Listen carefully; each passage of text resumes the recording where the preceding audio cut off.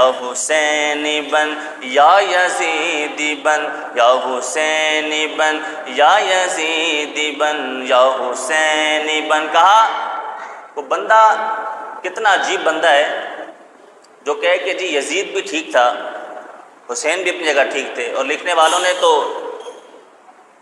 اتنی بے وقوفی کی حد کر دی کہ ہمیں یہ بھی پڑھنے کو ایک جگہ مل گیا کہ انہوں نے لکھا کہ یہ جو جنگ تھی نا کربلا کی، یہ جو جنگ تھی امام علی مقام امام حسین اور یزید کے درمیان جو جنگ ہوئی، تو انہوں نے لکھا ہے کہ یہ دو شہزادوں کی جنگ تھی۔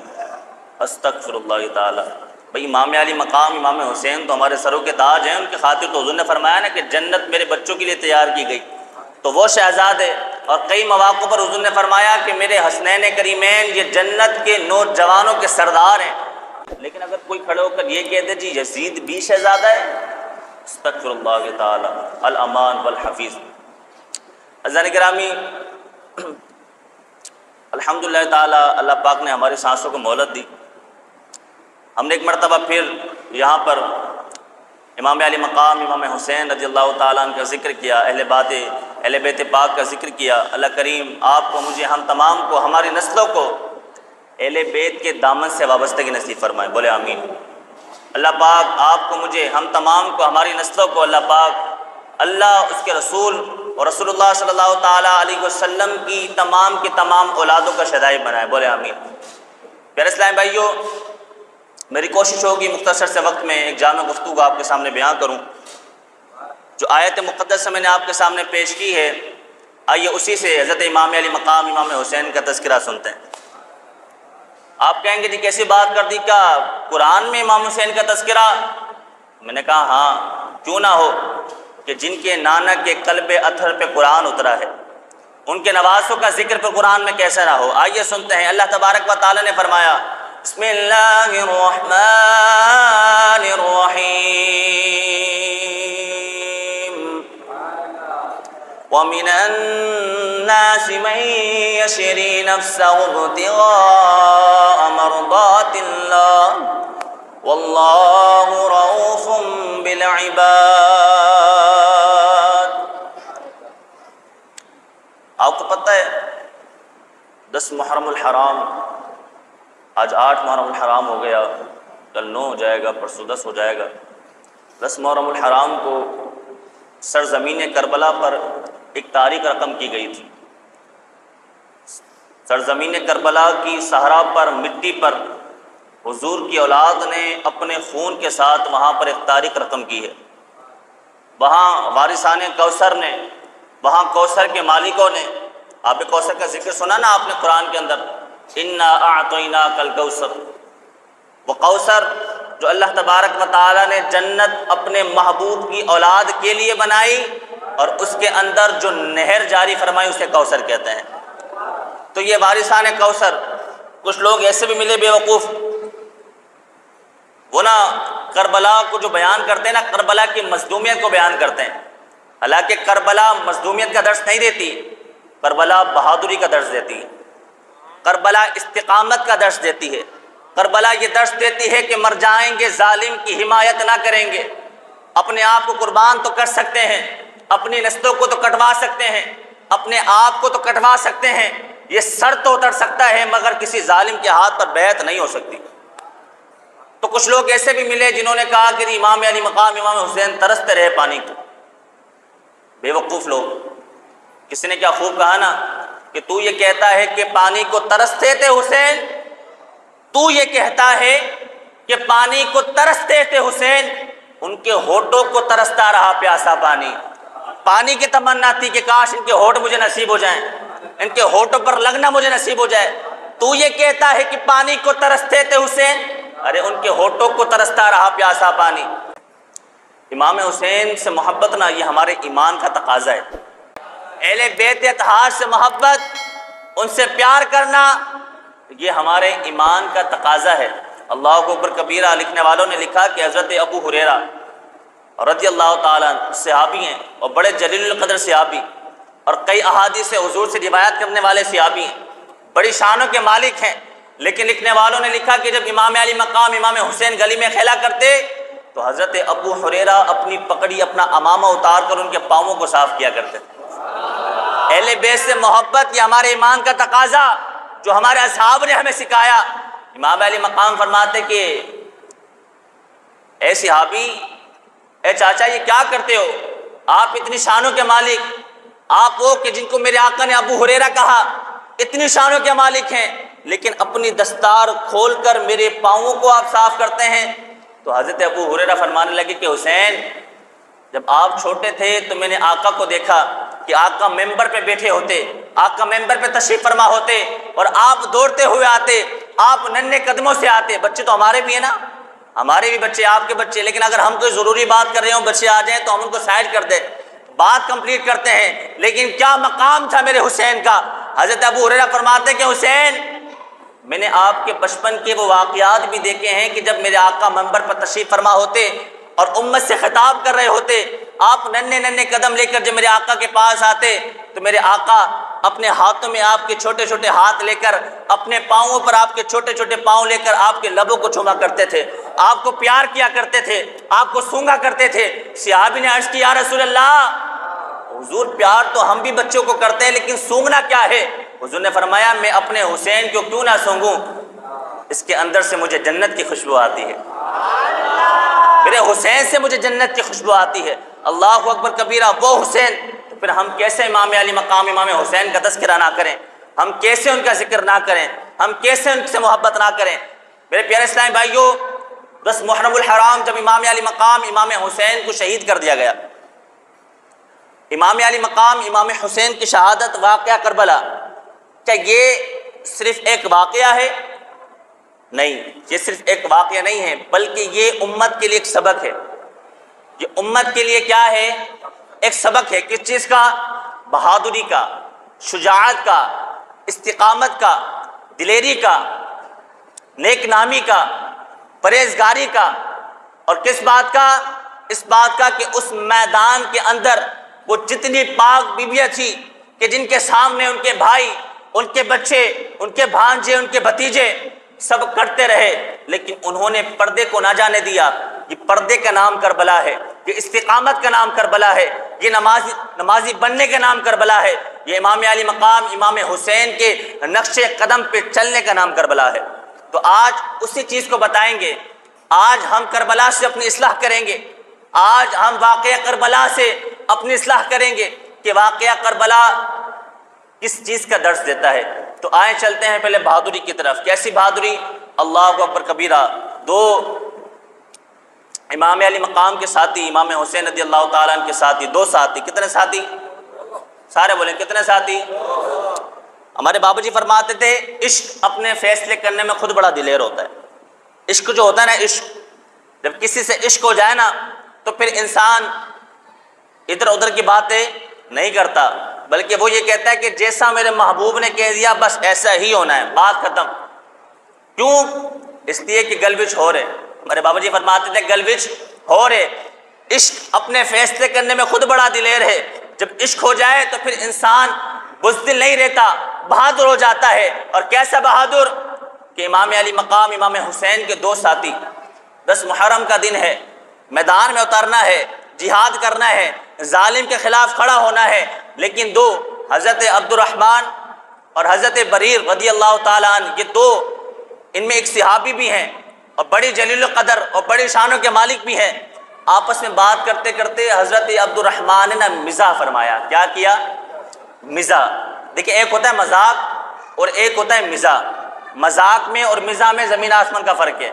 بس ہمارے یہاں کچھ مفتی اعظم پیدا ہو گئے تو وہ کہتے ہیں جی مذاق اور مزاح میں کوئی فرق نہیں ہے، بلکہ فرق ہے۔ مذاق یہ گناہ کا کام ہے۔ کس کا کام ہے؟ حضرت عبد الرحمن نے جب مزاح فرمایا نا تو ان کے جو ساتھی تھے حضرت بریر، انہوں نے کہا کہ یار سامنے جنگ چھڑی ہوئی ہے، ابھی ہم نے شہادت کے اعلیٰ درجے پر فائز ہو جانا ہے اور تم اس موقع پر مزاح کر رہے ہو۔ تو انہوں نے فرمایا کہ یار تم بھی جانتے ہو، میری قوم بھی جانتی ہے میں کتنا سنجیدہ بندہ ہوں، میں کبھی مذاق نہیں کرتا، لیکن آج میں اچھے موڈ میں اس لیے ہوں کہ آج میں اپنے آپ کو امام علی مقام امام حسین کے قدموں پہ قربان کرنے جا رہا ہوں۔ اللہ اکبر کبیرہ۔ ایسے ساتھیوں کا ساتھ رہا، یہ بہادری کی مثال۔ آئیے چلتے ہیں امام علی مقام امام حسین کے صاحبزادے حضرت علی اکبر، اللہ اکبر کبیرہ، حضرت علی اکبر وہ شہزادے ہیں، وہ نوجوان ہیں کہ صحابہ میں سے جن کو یہ شوق پیدا ہوتا نا کہ حضور کے ظاہری پردہ فرمانے کے بعد وہ حضور کی زیارت کریں، کہتے کہ ہمیں حضور کی زیارت کرنی ہے، تو وہ آپس میں جا کر کہتے یار ایک کام کرو، حسین کے گھر پہ چلے جاؤ، حسین کے گھر پہ علی اکبر بیٹھا ہوگا، تم اس کو دیکھ لینا، وہ شبیہ مصطفیٰ ہے، وہ شبیہ مصطفیٰ ہے، وہ دکھنے میں بالکل ہمارے آقا و مولا جیسا ہے، اس کو دیکھے تو لگتا ہے کہ آقا تشریف فرما ہے۔ تو کہا کہ جس کے دل میں یہ شوق پیدا ہو کہ مجھے آقا کی زیارت کرنی ہے، وہ امام علی مقام کے گھر جا کر علی اکبر کی زیارت کر لے۔ وہ خوبرو نوجوان، اللہ اکبر کبیرہ، امام علی مقام امام حسین اپنا پورا قافلہ لے کر جب کربلا کی طرف جا رہے ہیں تو رستے میں سواری پر آپ کو نا اونگ آ گئی، نیند کا جھٹکا جسے ہم کہتے ہیں، نیند کا جھٹکا آ گیا۔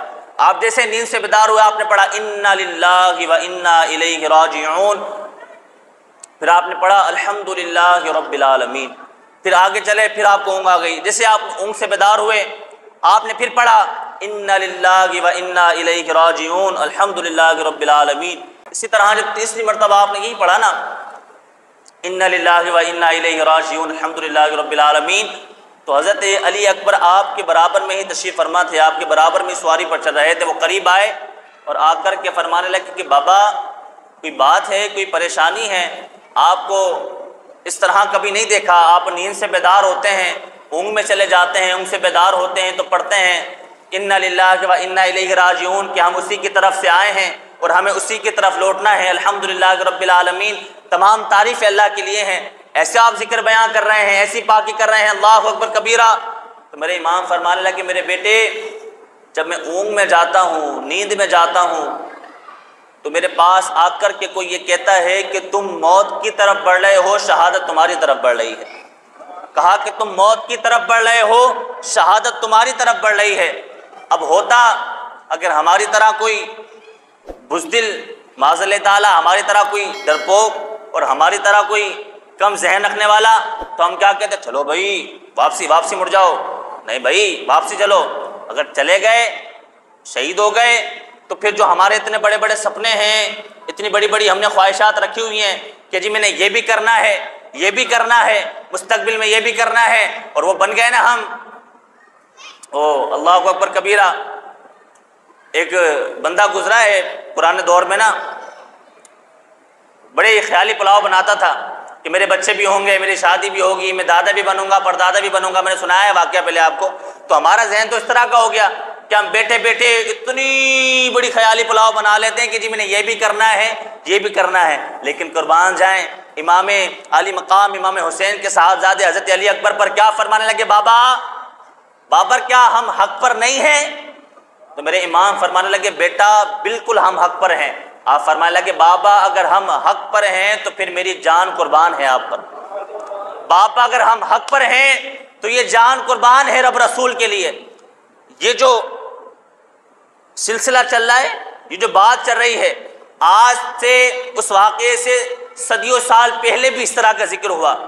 حضرت ابراہیم علیہ نبینا علیہ الصلوۃ والسلام نے جب حضرت اسماعیل کو کہا نا کہ بیٹا تمہیں ذبح کرنا ہے، رب کا حکم ہے، تمہیں ذبح کرنا ہے، رب کا حکم ہے، تو حضرت اسماعیل نے فرمایا کہ بابا اگر رب کا حکم ہے تو پھر آپ مجھے ذبح کر دیں، انشاءاللہ آپ مجھے صبر کرنے والوں میں سے پائیں گے۔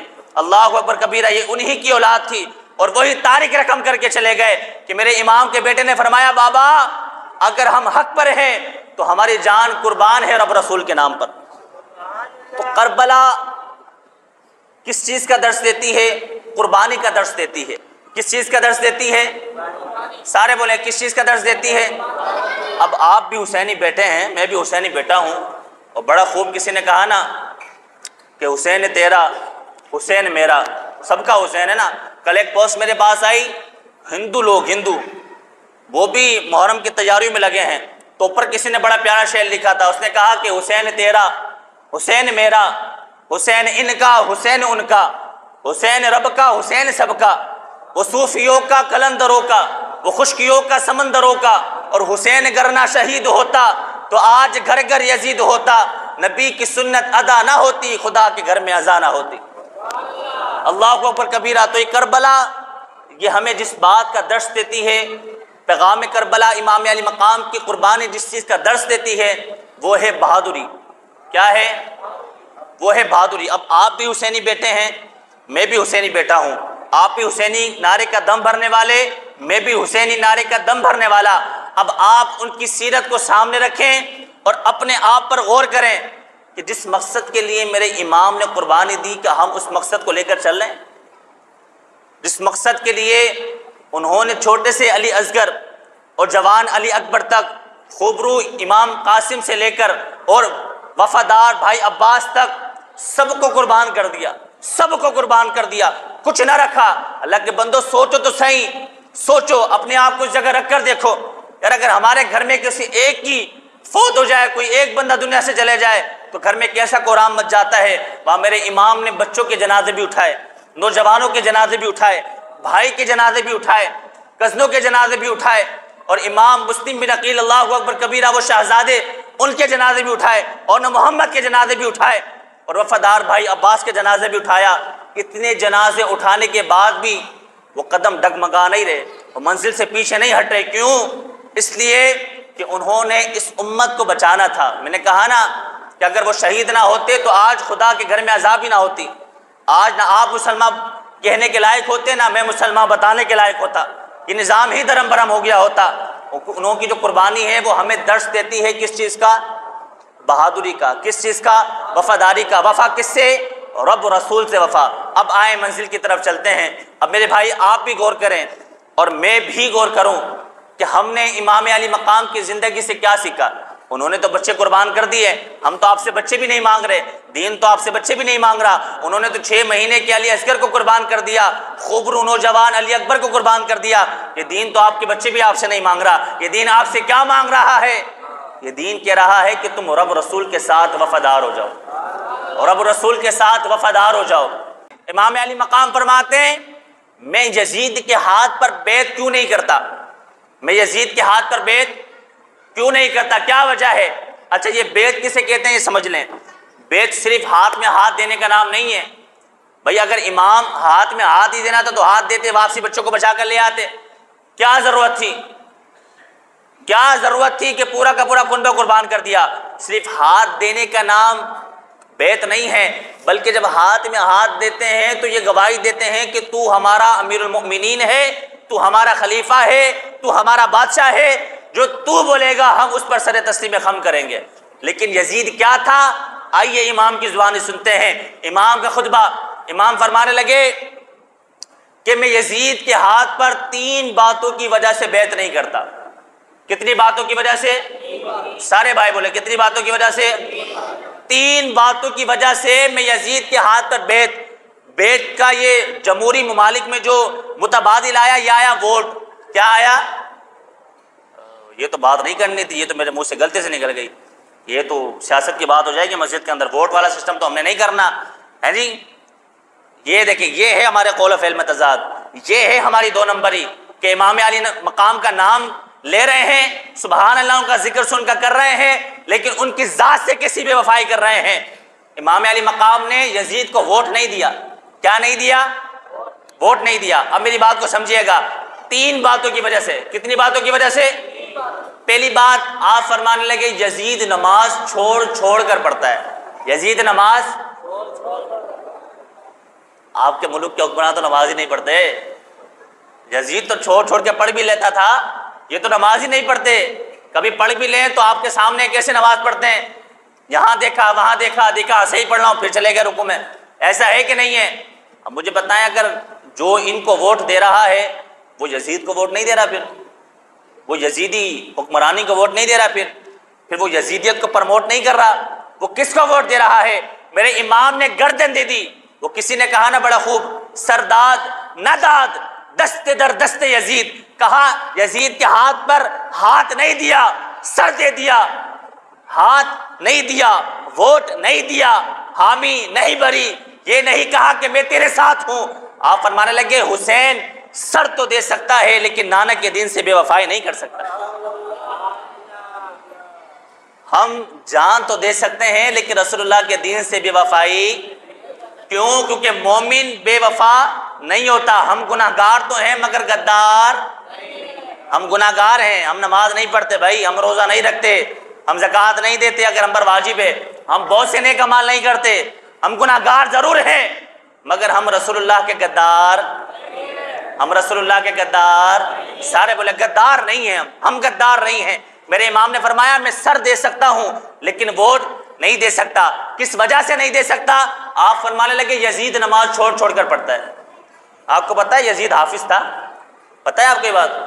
یزید حافظ تھا اور کوفہ کی جامع مسجد میں جمعے کی نماز پڑھاتا تھا، جمعے کی نماز، لیکن تھا وہ فاسق فاجر، تھا وہ فاسق فاجر۔ آپ فرمانے لگے کہ حسین ایک قد کا نام ہے، حسین ایک مقام کا نام ہے، حسین سر دے سکتا ہے لیکن رب رسول کے دین سے بے وفائی نہیں کر سکتا، غداری نہیں کر سکتا۔ آپ نے فرمایا کہ یہ نماز چھوڑ چھوڑ کر پڑھتا ہے اس لیے حسین اس کو ووٹ نہیں دے گا۔ آپ نے فرمایا دوسری بات یہ، وہ جملے جو میرے امام نے فرمائے تو وہ تھوڑے سخت جملے ہیں، میں ممبر پہ بیٹھ کر نہیں کہہ سکتا، لیکن میں کوشش کرتا ہوں اس کو تھوڑا آسان کر کے آپ کو بتاؤں۔ میرے امام نے کہا اس کو آسان کر کے میں آپ کو بتا رہا ہوں۔ میرے امام نے فرمایا یہ ناچنے والی عورتوں کا ڈانس دیکھتا ہے۔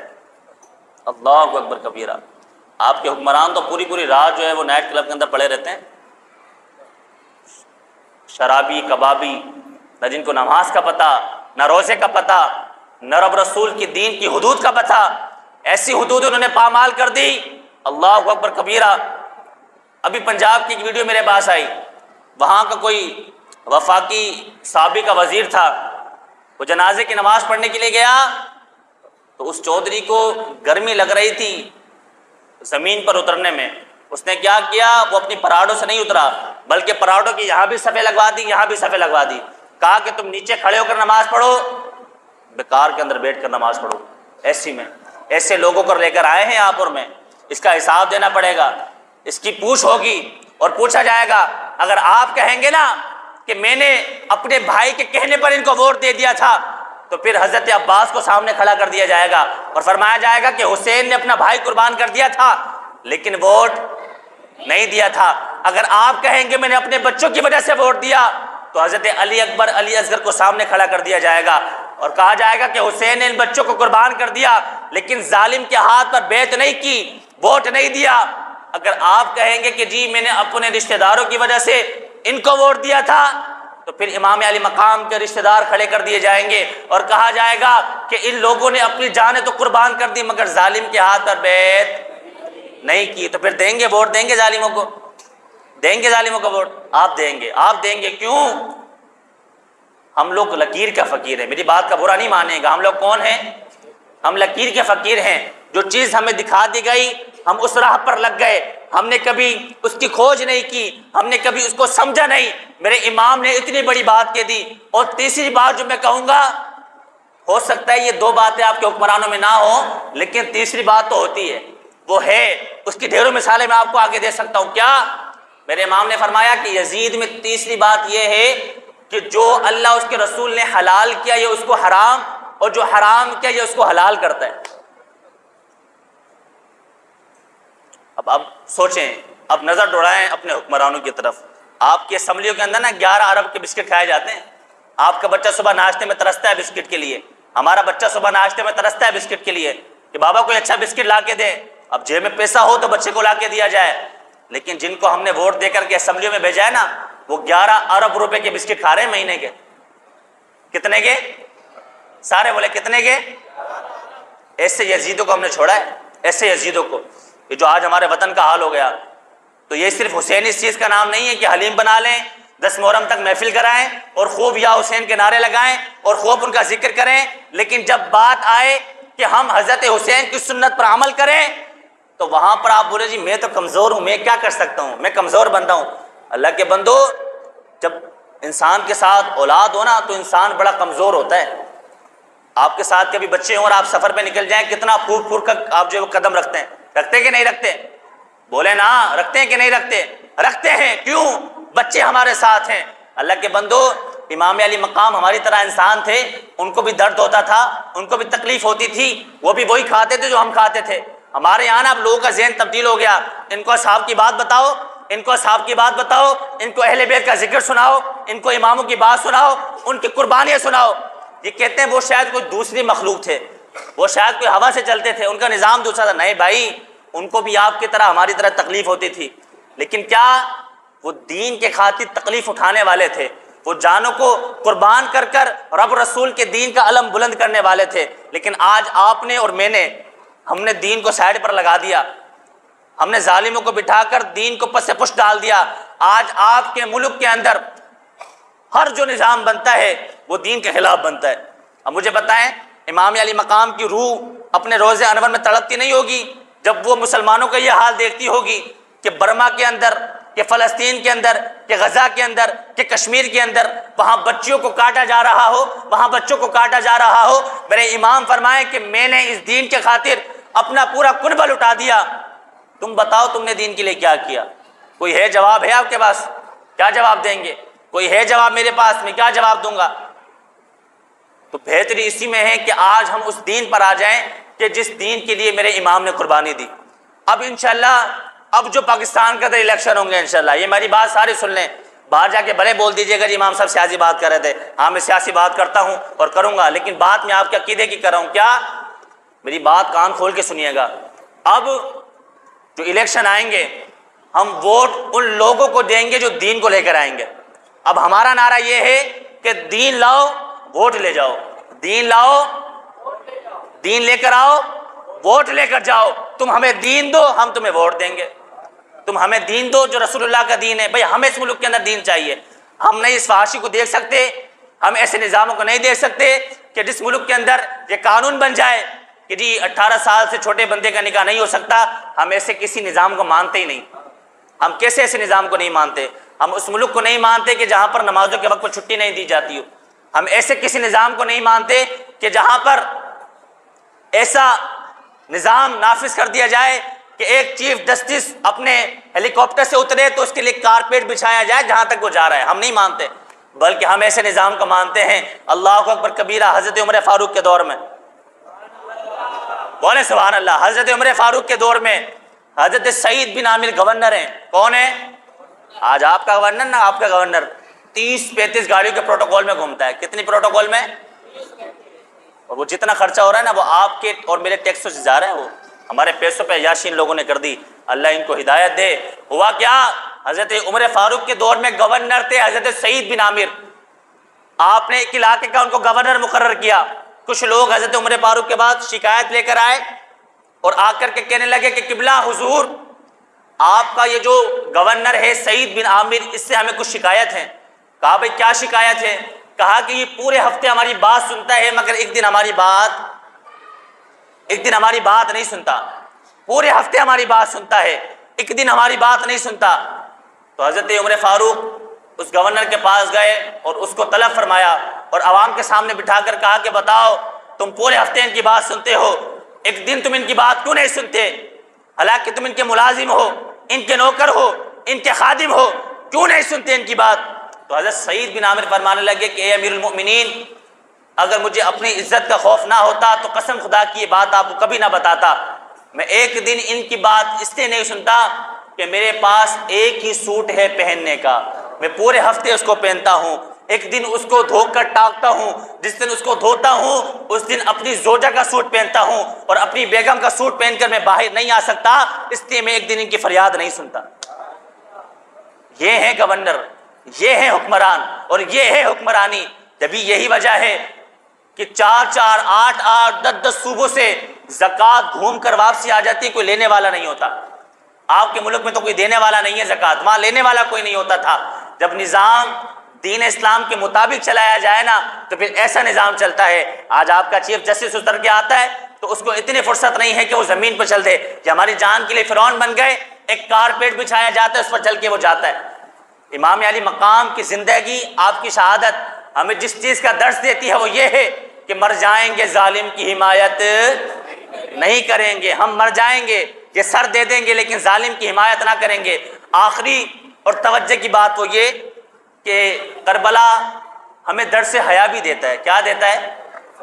سارے بھائی بولیں کیا دیتا ہے؟ درس سے حیا۔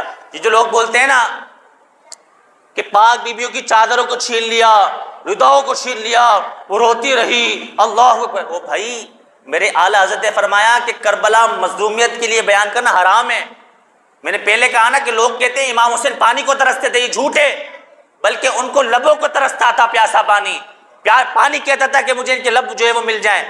اور کسی نے کہا نا کہ ہزاروں میں 72 تن تھے تسلیم و رضا والے، اور حقیقت میں خدا ان کا تھا اور یہ تھے خدا والے، اور امام حسین کی کیا مدد کر سکتا تھا کوئی؟ کیوں؟ کیونکہ وہ خود مشکل کشا تھے اور تھے مشکل کشا والے۔ بھائی وہ مشکل کشا تھے، ان کا گھرانہ، ان کے نانا، ان کے دادا، ان کے باپ یہ مشکل کشا ہیں، وہ خود مشکل کشا ہیں۔ وہی تو لوگ ہیں کہ جن کے بدولت ہم جنت میں جائیں گے، وہی تو ہیں کہ جن کی سفارش سے ہم گناہگاروں کی بخشش ہوگی۔ تو یہ جو کربلا ہے یہ حیا کا درس دیتا ہے کہ وہاں پر پاک بیبیوں نے کس طرح صبر کا دامن تھامے رکھا اور پردہ نہیں چھوڑا۔ اب کتنا کم نصیب ہوگا وہ شخص، کتنا بے وقوف ہوگا وہ شخص کہ 10 محرم کے دن، وہ دن کہ جس دن میں ہمیں قرآن پڑھنا چاہیے تھا، وہ دن کہ جس دن میں ہمیں رائے خدا میں سفر کرنا چاہیے تھا، ہمیں قافلوں میں جانا چاہیے تھا، ہمیں تبلیغ کا کام کرنا چاہیے تھا، ہمیں دین کا کام کرنا چاہیے تھا، اگر قافلے میں نہ بھی جا سکے ہمیں 5 وقت نماز جماعت کے ساتھ مسجد میں پڑھنی چاہیے تھی، ہمیں خوب ذکر کرنا چاہیے تھا اور نظر و نیاز کرنی چاہیے تھی۔ لیکن اس دن ہم نے کیا دیکھا؟ اللہ اکبر کبیرہ، اس قوم کے جوان، اس ملت کے نوجوان بزرگ اپنی بہن بیٹیوں کو لے کر اور روڈوں پر وہ نکل گئے، اور روڈ پر کس طرح کے تماشے ہوتے ہیں یہ آپ بھی جانتے ہیں، میں بھی جانتا ہوں، یہ کوئی ڈھکی چھپی بات نہیں ہے۔ اب مجھے بتائیں کہ یہ قول و فعل میں تضاد نہیں ہے، یہ ہم ان کو پریشان نہیں کر رہے، یہ ان کی روح ہمیں دیکھ کر تڑپ نہیں رہی ہوگی کہ ہماری بہن بیٹیوں نے اپنا پورا کنبہ قربان کر دیا لیکن اپنی عزت پہ آنچ نہ آنے دی۔ یہ اس قوم کی بیٹی اور اس قوم کی ملت کے جوانوں کو کیا ہو گیا کہ یہ 10 محرم کے دن، اس دن کہ جس دن امام علی مقام نے اپنا کنبہ قربان کر دیا، یہ بہن بیٹی کو روڈ پہ لے کے نکل گئے۔ اللہ اکبر کبیرہ۔ تو نیت کریں آج اس محفل سے، یہ نیت یہ ارادہ کر کے جائیں کہ انشاءاللہ 9-10 محرم کو ہم اپنی بچیوں کو کہیں نہیں لے کے جائیں گے، نہیں لے کے جائیں گے نا انشاءاللہ۔